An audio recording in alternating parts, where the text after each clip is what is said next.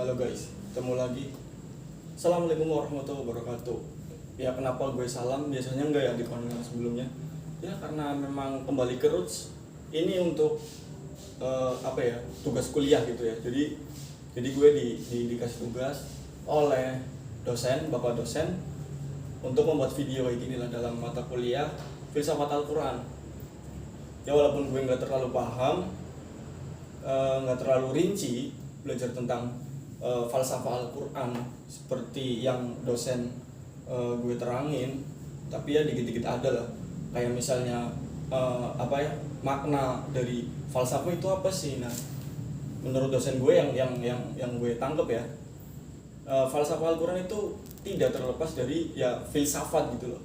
Jadi ya kembali ke definisi secara lugawi atau secara bahasa itu diambil dari kata filosof dari Yunani yang artinya adalah kebijaksanaan. Jadi orang yang mencari kebijaksanaan dalam sesuatu hal, dalam arti dia menanyakan suatu hal dalam suatu hal gitu loh, mencari hikmah atau mencari makna yang berujung kebijaksanaan, ya itulah filsafat. Dan ketika kita tarik ke falsafah Al-Quran, ya berarti makna dalam ayat Al-Quran itu sendiri ya. Jadi seperti itulah. Ya balik ke tugas gitu ya. Memang menarik sih menurut gue, dosen memberikan tugas berupa video yang udah gue lakuin. Yang pertama ya seperti itulah. Ya mungkin gue harap tugas ini diterima oleh dosen karena dengan gaya gue yang seperti ini gitu loh, friend. Ngopi dulu, friend.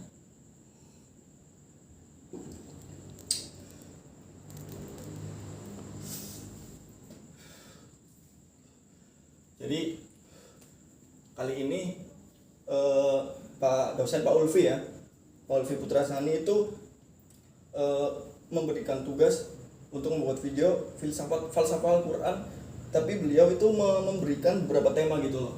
Antara lain ada hukum, ada nikah, ada pembelajaran apa itu lupa. Tapi yang gue ambil di sini adalah makna penciptaan.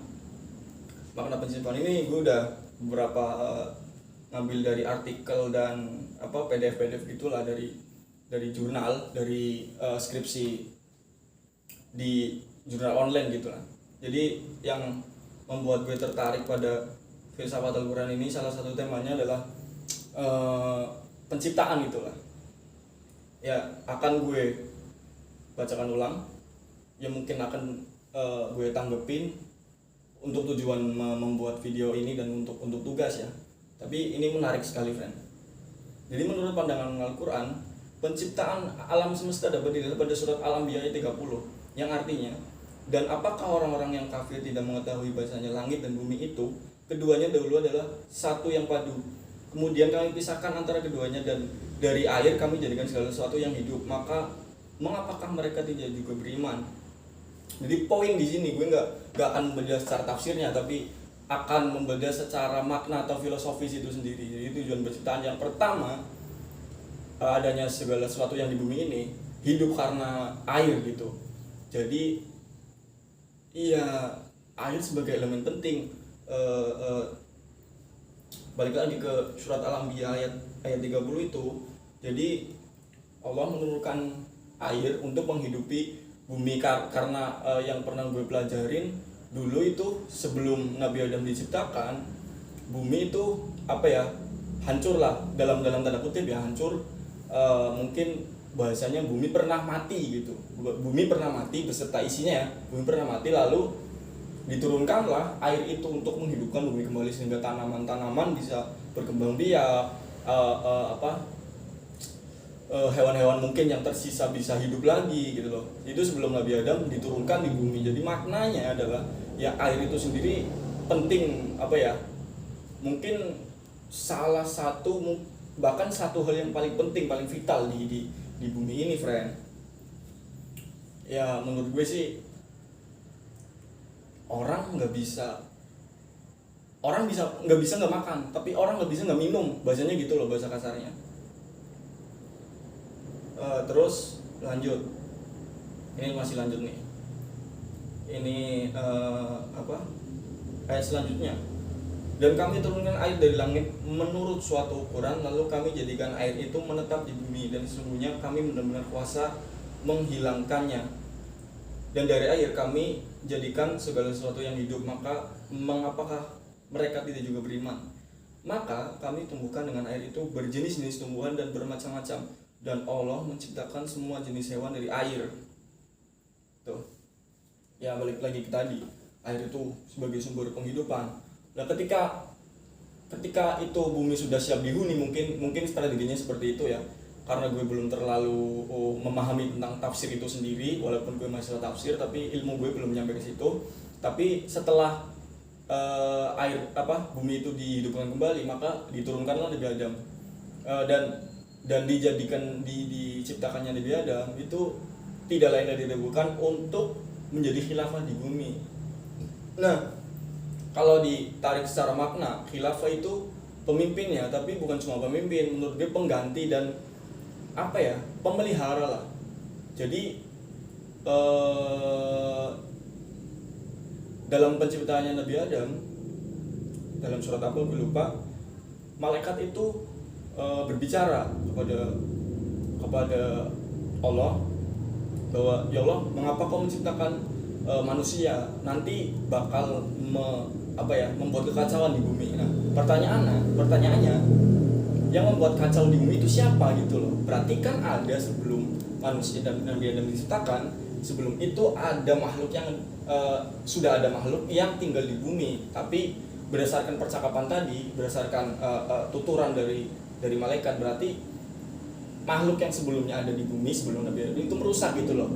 Jadi apa maknanya di sini? Jadi Nabi Adam atau kita sendiri diciptakan manusia untuk turun di bumi, untuk memelihara dan menjadikan bumi itu damai. Menurut gue sih damai ya, damai. Lalu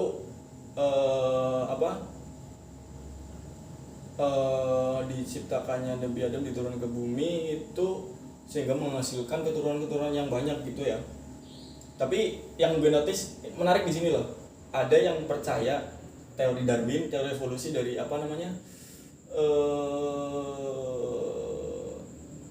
Pithecanthropus erectus dan lain sebagainya itu ya. Tapi yang poin-poinnya menurut gue itu dari penciptaan ini ya, itu Allah membuat sesuatu itu berdasarkan proses gitu loh. Jadi makna yang gue ambil di sini dalam konsep penciptaan itu sendiri yaitu proses. Gimana bumi diciptakan selama 7 hari kan, dari suatu gumpalan dan suatu gumpalan lain sehingga dipertemukan lalu menjadikan bumi gitu selama 7 hari. Nah, kenapa Tuhan gak menciptakan satu langsung gitu loh? Ada suatu kun fayakun kan. Tuhan itu kan maha bisa lah. Sehingga menciptakan apapun harusnya kan bisa jadi langsung gitu. Tapi menurut gue yang gue maknai sendiri itu yang perlu menjadi point of view di sini adalah yaitu tadi. Jadi proses penciptaan itu maknanya menurut gue ada prosesnya itu sendiri ya. Lalu setelah prosesnya itu sudah kita maknai, jadi nggak semerta-merta kita misalnya kita pengen buat sesuatu langsung jadi, itu nggak, kita harus memerlukan proses gitu loh. Nah, di samping proses sendiri, ketika ini sudah terjadi, mau diapakan gitu loh. Nah, ketika manusia sudah ada di bumi, itu mau ngapain? Menurut gue ya harus memelihara, harus saling mencintai, harus menjauhi hal-hal yang tidak mengenakan atau merugikan yang lain, dalam tanda kutip misalnya merugikan alam. Karena seiring perkembangan zaman, menurut gue alam ini bukan sedikit ya, banyak yang rusak lah. Ya mungkin ulah kita sendiri sering buang sampah sembarangan, buang sampah ke sungai, bikin pemukiman, menebang hutan, dibikin pemukiman. Ya itu mungkin efek dari semakin banyaknya manusia. Cuma dikontrol lah menurut gue. Ketika